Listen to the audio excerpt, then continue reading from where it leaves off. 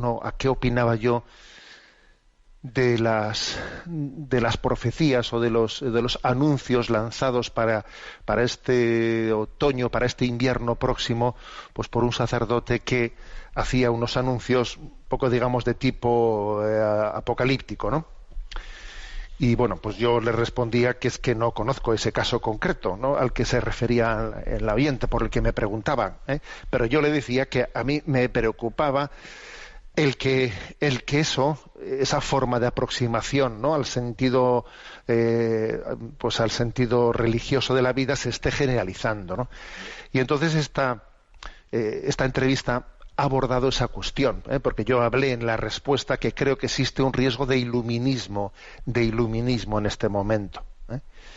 Entonces, bueno, voy a intentar en este momento del programa de Sexto Continente trasladar lo que ayer en esa entrevista, pues, de Religión y Libertad, pues allí se expresaba por género escrito, ¿eh? Bueno, hay que decir que el término iluminismo, que es un término muy amplio, es un paraguas amplio, ¿no? En él se pueden encuadrar desviaciones de la sana espiritualidad de tipo muy amplio. Pues por iluministas podrían haber sido perfectamente los gnósticos de los primeros siglos, ¿no?, los alumbrados del tiempo del siglo de oro español, los alumbrados, los fideístas, también de ámbito protestante, el espiritismo de nuestro tiempo, la nueva era de nuestro tiempo también tiene mucho de iluminista, etcétera. Pero el sentido en el que yo aquí ahora utilizo, ¿no?, este término de iluminismo es sobre todo por la tendencia visionaria, ¿eh? La tendencia visionaria, la tendencia a buscar mensajes venidos del cielo, supuestos videntes, supuestos dones especiales que algunas personas han recibido para recibir mensajes y transmitir mensajes de Dios, ¿eh? Bueno, que obviamente esto no es nuevo, claro que no es nuevo, ¿eh? Pero es verdad que en este momento, en los grandes momentos de crisis, pues esto todavía alcanza particular fuerza, ¿eh? Y en esta crisis del COVID, pues no ha hecho sino acelerarse, ¿no?, esta tendencia iluminista. Bueno, que ni que decir tiene una cosa, ¿no?, que cuando uno aborda un problema, dice, a ver, ¿usted cree que en este momento el problema de la sociedad, del problema de la espiritualidad, de la orfandad espiritual, el principal problema que tenemos es el del iluminismo? No, no se me ocurre pensar eso, ¿eh? El iluminismo es una respuesta desequilibrada ante un problema, ante el problemón que tenemos, ¿no? Y el problemón que tenemos es el de una cultura secularizada que da la espalda a Dios y que además, ¿no?, pues en el fondo, pues impone un pensamiento único con una ideología bien concreta que ya la conocemos, que es una metástasis del marxismo, que se ha unido al liberalismo y que en este momento es la ideología de género, que es el pensamiento único, ¿no? Bueno, sabemos que ese es el problema, ya somos conscientes de ello, pero claro, pero si la respuesta que se da frente a eso es una respuesta desequilibrada, que es la respuesta iluminista, ¿no?, que parece que el fin de los tiempos se acerca y entonces preparémonos para ello, hay que estar almacenando alimentos por si acaso el fin del mundo se plantea en el próximo tiempo, que si hay no sé qué señales, que si hay que almacenar oro o plata porque igual el dinero no valdrá en ese momento. Y estoy hablando de casos concretos, ¿no? Y que obviamente pues habrá muchos tipos de manifestaciones iluministas. Claro, una reacción desequilibrada ante un problema muy grave no ayuda a nada, obviamente, ¿eh? Y es curioso porque aunque pues el iluminismo y esta secularización son los dos polos opuestos que pueden existir, tienen algo en común, ¿eh? ¿Y qué es lo que tienen en común? Pues un equivocado posicionamiento ante la revelación, porque la secularización lo que hace es rechazar la revelación, ¿no?, o mostrarse indiferente ante ella, o decir que eso queda para la conciencia privada. No admite que Dios hable, no admite la revelación desde la que la Iglesia predica. Pero el iluminismo lo que hace, para él le parece insuficiente la revelación que la Iglesia predica. y que custodia y predica, le parece insuficiente. Entonces tiene que buscar más allá de la revelación y tiene que hablar de no sé quién, que en qué lugar ha recibido un mensaje de Dios que le ha dicho no sé qué. A ver, pero ¿no es suficiente la revelación? ¿O qué? ¿O cómo es eso? Bueno, entonces es curioso, porque la secularización rechaza la revelación de Dios. Y el iluminismo le parece que es insuficiente y tiene que recibir más mensajes. Bueno, ¿cuáles son las manifestaciones principales, ¿no?, que el iluminismo tiene, este auge del iluminismo en este sentido que yo aquí lo estoy utilizando, tiene en nuestro tiempo? Bueno, pues de manera resumida podríamos decir, de manera la más genérica, suele ser un acento desequilibrado en la manera, en la espiritualidad, porque es muy importante ver uno en su espiritualidad dónde pone el acento. El acento es muy importante. Es muy importante. Y cuando uno pone el acento en los fenómenos extraordinarios, ¿no?, en detrimento de los medios ordinarios de la gracia, eso puede traer problemas. Eso es como la Torre de Pisa, que al principio, ¿no?, pues en los primeros metros nadie diría que esa torre va inclinada, pero sí, claro, si tú, en la medida que va subiendo, claro, cuando llega a los 20 o 30 metros la torre está bastante inclinada. Algo así pasa en la espiritualidad, ¿no? En un primer momento no parece que porque uno ponga el acento pues en los fenómenos extraordinarios, ¿no? Claro que existen los milagros, claro que existen también, digamos, las intervenciones extraordinarias de Dios, por ejemplo, los milagros eucarísticos, etcétera, ¿no? Ahora, no es adecuado, no es correcto el que uno ponga el acento de su espiritualidad en la búsqueda de hechos extraordinarios en todos los rincones del mundo. A ver, Dios habita en tu interior, Dios está presente en la Eucaristía, aunque no acontezca ningún hecho extraordinario. O sea, es decir, en nuestra vida cotidiana, en nuestra vida ordinaria, acontece algo extraordinario, que es la presencia de Dios paciente y misericordioso junto a nosotros, ¿no? Cuando el acento se pone siempre en buscar hechos o fenómenos extraordinarios, que, como digo, ojo, existen, y cuando Dios nos los da tenemos que glorificarle por ellos, pero no estar desequilibradamente no buscándolos, ya comenzamos un poco a apuntar hacia la tendencia iluminista. Eso suele crecer cuando uno, por ejemplo, pues tiende a recurrir a revelaciones privadas sin aprobación eclesial.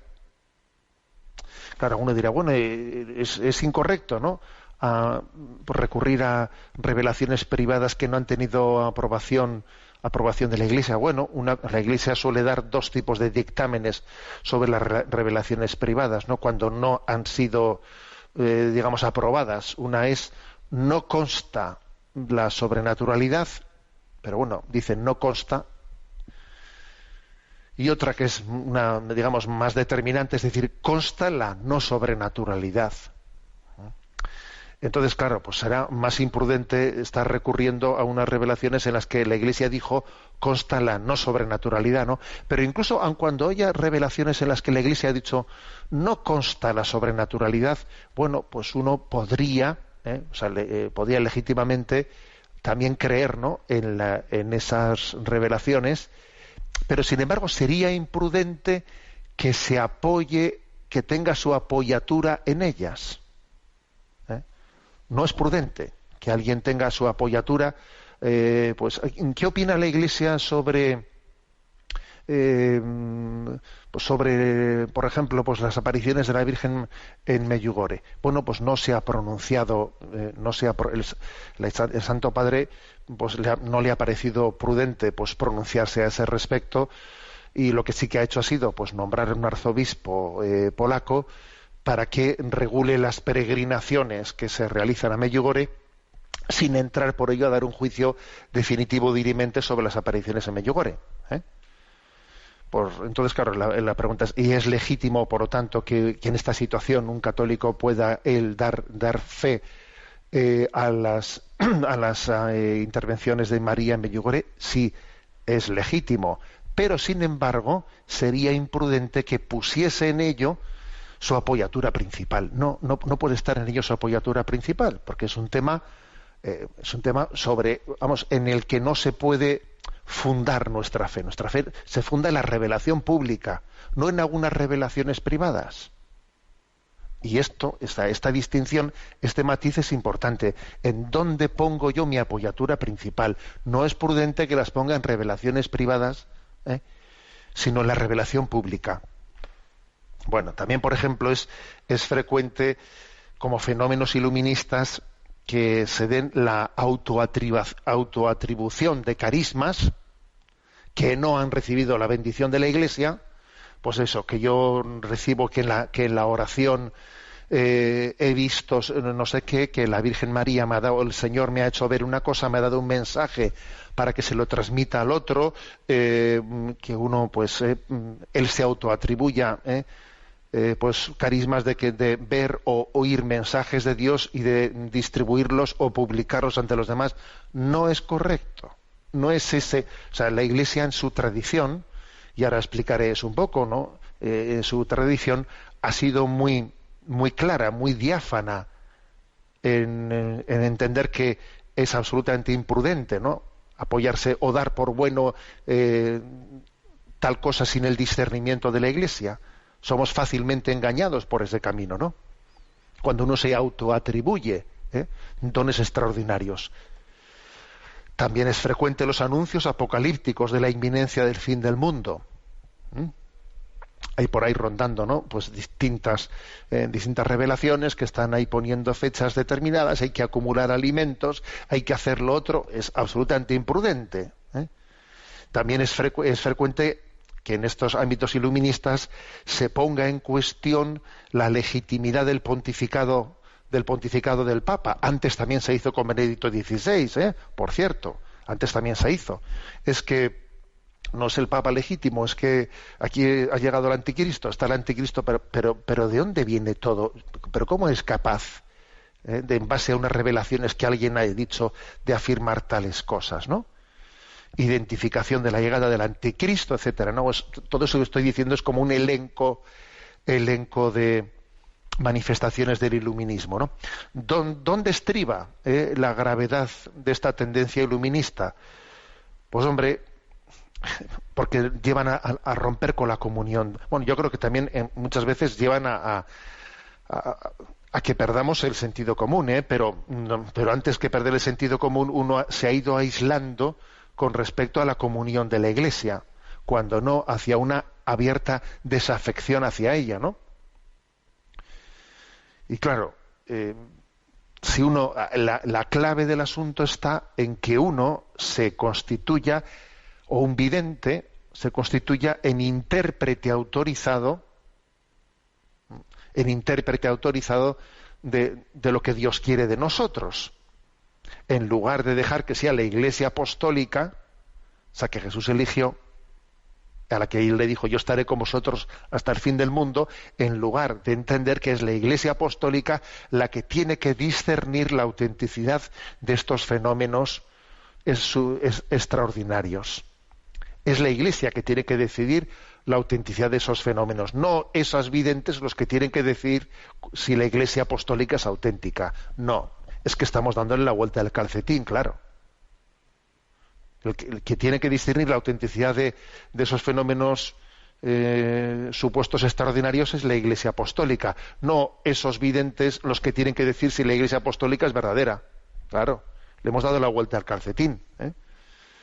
Entonces aquí el tema clave es la obediencia eclesial. Eso es un tema clave. Y cuando uno se sale de la obediencia eclesial y se cree él con la capacidad, porque ha recibido una inspiración de Dios, cuando se cree él, ¿no?, con la capacidad de decir: pues aquí el demonio ha engañado a la Iglesia en esto y en lo otro. O sea, vamos a ver, uno se acuerda de aquella famosa frase de Santa Teresa de Jesús, ¿no?, que dice ella: a ver, cuidado, hermanas, que solamente yendo en obediencia no seremos engañados, como nosotros no nos creamos con la capacidad, ¿no?, de ser yo la palabra de discernimiento última, fácilmente voy a ser engañado por el engañador, que el engañador pues es Satanás, ¿no? Entonces es clave el principio de obediencia en la vida de la Iglesia. Yendo en obediencia no seremos engañados, ¿no? En esa entrevista yo recurrí a una sentencia inolvidable de Santa Catalina de Siena, que por cierto, una gran mística, con muchos fenómenos extraordinarios, al igual que Santa Teresa de Jesús. Porque, ojo, uno ve que en la historia de la Iglesia, los santos que han tenido dones místicos muy especiales, Santa Catalina de Siena, Santa Teresa de Jesús, vivieron en absoluta obediencia en el seno de la Iglesia. Y todos sus dones extraordinarios los pusieron en manos de la Iglesia para que los discerniese y no los airearon, no los airearon fuera de esa obediencia de la Iglesia. Y claro, la manera de proceder es importantísima para discernir las cosas.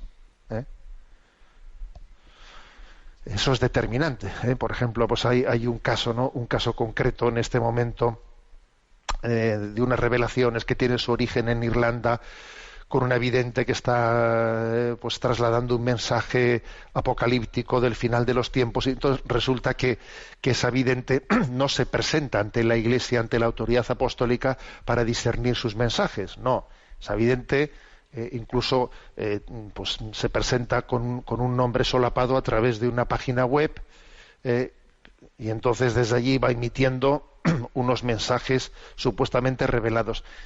¿Te imaginas tú eso, que los santos hubiesen hecho eso en la historia de la Iglesia? Que alguien que recibe un mensaje, en vez de ir y ponerse a disposición de la Iglesia, como hizo pues, Santa Margarita María de Alacoque, por ejemplo, o cualquier santo que ha podido ser elegido de Dios, ¿no?, para unas revelaciones privadas. No. El no ponerse en manos de la Iglesia para el discernimiento y el empezar, ¿no?, pues a autoatribuirse unos carismas y difundirlos de una manera aeclesial, ya con eso me lo has dicho todo. Ya con ese procedimiento uno entiende que no vamos bien, que no caminamos en la obediencia de la Iglesia, ¿no? Bueno, me he ido un poco por un lado porque quería citar explícitamente una palabra de Santa Catalina de Siena sobre la obediencia, que dice ella: nadie puede llegar a la vida eterna sino obedeciendo, y sin la obediencia nadie puede entrar en ella, porque su puerta fue cerrada con la desobediencia de Adán y abierta con la llave de la obediencia. También otra cosa que en esa entrevista, ¿no?, yo he querido subrayar, es que uno de los problemas de todos estos auges de iluminismos está también en la falta de acompañantes espirituales o directores espirituales bien formados. Porque recuerdo yo que me decía, ¿no?, pues hablando con alguna persona introducida, intentando yo pues hacerle entender que debía de salirse de ese tipo de revelaciones, de anuncios del fin del mundo, etcétera, ¿no? Pues cuando yo le intentaba hacer ver, pero ¿no te das cuenta tú de que eso no está discernido por la Iglesia? No, sí, no, porque sí que existen sacerdotes en este grupo que... No, a ver, existirán sacerdotes, pero no porque la Iglesia les ha enviado a discernir.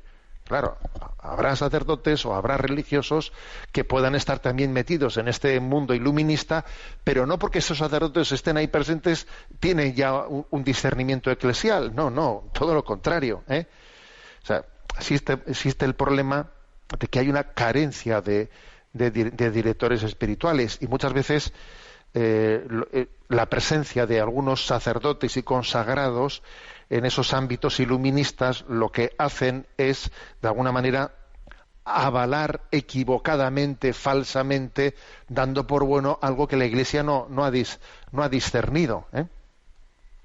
Porque un buen acompañante espiritual tiene que ser hijo pues de ese discernimiento que tenía pues San Ignacio de Loyola, de ese discernimiento que tenía San Juan de la Cruz. San Juan de la Cruz es especialmente el que en la subida al Monte Carmelo, en la segunda parte de la subida al Monte Carmelo, durante muchos capítulos, él va describiendo todo tipo de fenómenos místicos, sobrenaturales, extraordinarios, y se hace, ¿no? Y se hace la pregunta de cómo debe de procederse. Y entonces es implacable San Juan de la Cruz. Y si uno tiene una visión, y si uno tiene una locución en la que Jesús le ha dicho, etcétera, entonces San Juan de la Cruz inexorablemente dice: el creyente, el justo, debe vivir de la fe y apoyarse en la fe, que lo que hace es acoger la revelación, no apoyarse en esa supuesta palabra que a mí Jesús me ha dicho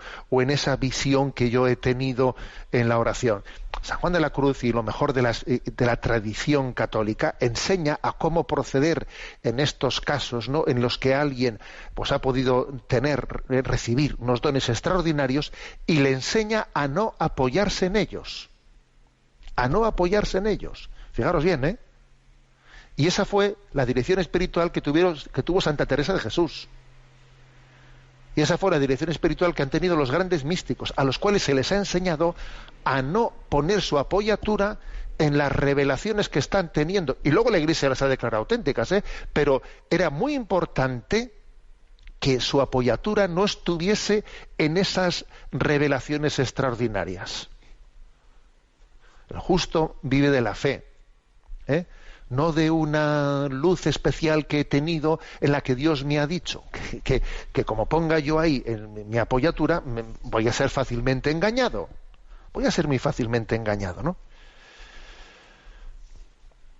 Bueno, también en la entrevista he querido hacer una referencia, aunque ciertamente no es el tema, ¿no?, central de la entrevista, pero es a la tendencia que puede existir a acercarse a la experiencia cristiana, poniendo la apoyatura no en la vivencia de la fe, sino en la emotividad que a veces la fe pues puede suscitar en nosotros. Cuando alguien pues valora su vida espiritual dependiendo de cuántas lágrimas ha derramado, para entendernos, como si la emoción